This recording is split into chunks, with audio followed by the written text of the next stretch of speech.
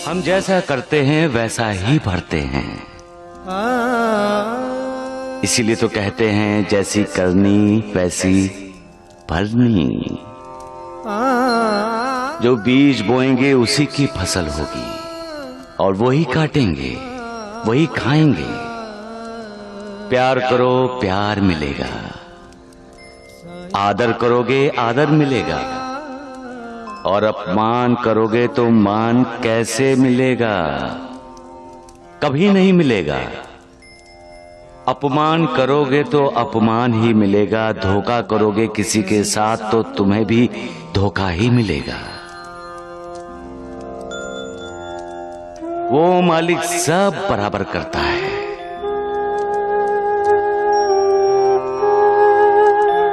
हम भूल जाते हैं कि धोखेबाजी का फल हमेशा कड़वा होता है और सच्चाई का फल हमेशा मीठा होता है। पेड़ को आदर्श मानकर चलोगे तो कभी किसी का बुरा नहीं करोगे। पेड़ पर पत्थर मारते हैं ना, और पेड़ बदले में क्या मारता है? नहीं, वो तो उल्टा फल देता है और तुम्हें साथ साथ छाया भी। बन सको तो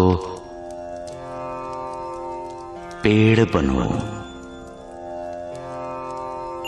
ईश्वर हम सब में वास करते हैं। जिसे हम अंतरात्मा की आवाज कहते हैं वो ईश की आवाज होती है। हमारी अंतरात्मा हमें योग्य मार्ग का हमेशा दर्शन कराती है। इसलिए हर इंसान को अपनी अंतरात्मा की आवाज सुननी चाहिए। कभी कभी इंसान दुविधा में पड़ जाता है, क्योंकि जब उसके मन की आवाज उसकी अंतरात्मा की आवाज से टकराती है तो उसकी समझ में नहीं आता कि वो किसकी आवाज सुने। उस समय हमें अपनी अंतरात्मा की आवाज सुननी चाहिए, क्योंकि वो सच की आवाज है, ईश्वर की आवाज है। ये संसार दुख, दर्द, पीड़ा, वेदना से भरा है। इसलिए हर कोई सुख की खोज में निकलता है, परंतु माया, मोह, लोभ के चक्रव्यूह में फंस जाता है। दुख तो अंत तक इंसान का पीछा करते हैं और इंसान उन पर विजय पाने की लगातार कोशिश करता रहता है, और उस कोशिश में वो सर्वशक्तिमान परमेश्वर को भूल जाता है। इंसान अपनी हार मानना नहीं चाहता और सुखी होने का नाटक करता है। लेकिन क्यों? हम सच्चाई से दूर क्यों भागते हैं? हम ये क्यों नहीं समझते कि दर्द और दुख कुछ नहीं है? जो है वो है सुख न प्राप्त होने का दुख। धन दौलत जमीन जायदाद को मात्रा में तौला जाता है, लेकिन क्या यही इंसान के जीवन का उद्देश्य है? नहीं, उद्देश्य है मालिक को पाना। उस मालिक की भक्ति, उस मालिक का हर पल स्मरण करोगे तभी वेदना कम होगी, तभी दुख कम होंगे। किसी एक को बार बार गुमराह किया जा सकता है, सबको नहीं। बार बार असत्य बोलकर लोगों को उसे सत्य मनवाया जा सकता है, लेकिन असत्य कभी सत्य नहीं होगा, कभी नहीं। क्योंकि असत्य सत्य पर कभी जीत नहीं सकता, जीत हासिल कर ही नहीं सकता।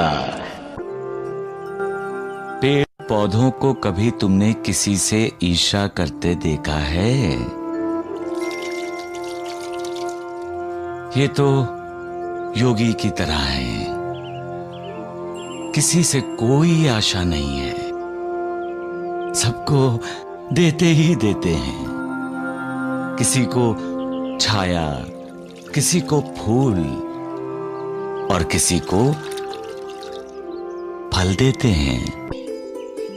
ईर्ष्या एक आग है जो ईर्ष्या करने वाले को ही जलाती रहती है। जो दूसरों का यशगान या उन्नति देखकर जलते रहते हैं, वो ये भूल जाते हैं कि मालिक ने ये दुनिया किसी एक के लिए नहीं बनाई है। यहाँ चींटियां भी रहती हैं, हाथी भी, जानवर भी, इंसान भी, पक्षी भी। यहां मालिक का बंदा भी रहता है और मालिक से ईर्ष्या करने वाला भी रहता है। यहां हर किसी के लिए जगह है, फिर ईर्ष्या क्यों? जो दूसरों को दुख देकर उनकी पीड़ा में अपना सुख खोजता है, उसे कभी सुख नहीं मिलता है। मालिक ने दुनिया परिवर्तनशील बनाई है। यहां हर पल परिवर्तन होता है, हालात बदलते हैं, इंसान बदलता रहता है। बच्चे से जवान और जवान से बूढ़ा हो जाता है। सुख के बाद दुख और दुख के बाद सुख, यही तो चक्र है मालिक का। सुख के दिनों में मालिक को भूल जाते हो और दुख के दिनों में मालिक की याद आती है। अपने दुखों की पीड़ा कम करनी है तो सुख या दुख, किसी भी परिस्थिति में मालिक को कभी मत भूलो। बेसहारों को सहारा देना, दुखियों का दुख दूर करना, उनके आंसू पोंछना, उनके होंठों पर मुस्कुराहट लाना, कितने काम है तात्या। और जिंदगी कितनी छोटी है। मैं लोगों के अध्यात्म की उन्नति चाहता हूं। मैं लोगों को शिक्षा देता हूं, मीठा बोलने के लिए, किसी की भी निंदा ना करने के लिए, क्षमाशील होने के लिए, परोपकार करने के लिए, दान करने के लिए, भोग विलास त्यागने के लिए, अहंकार का त्याग करने के लिए और उस सर्वशक्तिमान की भक्ति करने के लिए। जो ये करेंगे वो इस भवसागर से पार हो जाएंगे।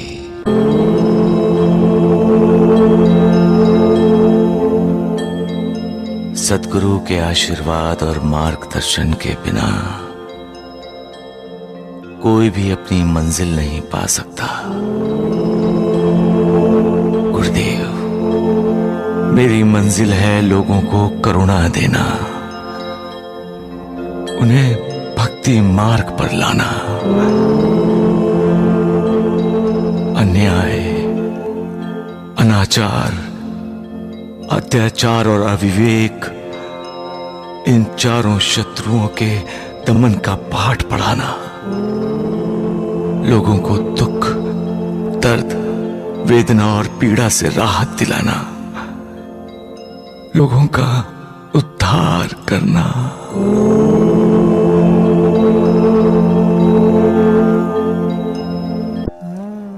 हर इंसान की मंजिल अलग अलग होती है, लेकिन सबकी मंजिल आखिर में एक ही होती है और वो है मालिक को पाना।